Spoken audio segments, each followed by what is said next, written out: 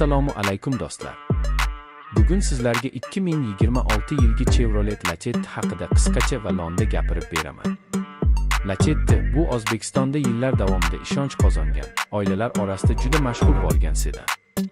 Bu model ilk bor 2000 yillar boshida taqdim etilgan va shu vaqt ichida soddaligi hamda chidamliligi bilan tanilgan. 2026 yilgi Lacetti tashqi ko'rinish jihatidan ancha zamonaviylashgan. Old qismi yangi dizayndagi panjara, LED faralar va silliq chiziqlar bilan yanada chiroyli ko'rinadi.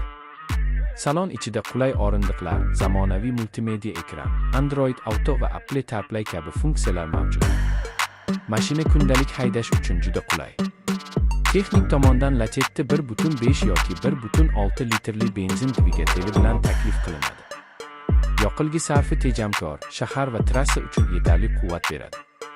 Avtomat va mexanik uzatmalar mavjud bo'lib, yurishi silliq va ishonchli. Agar shu sinfdagi boshqa mashinalar bilan solishtirsak, Lacetti narxi va xizmat ko'rsatish arzonligi bilan ajralib turadi.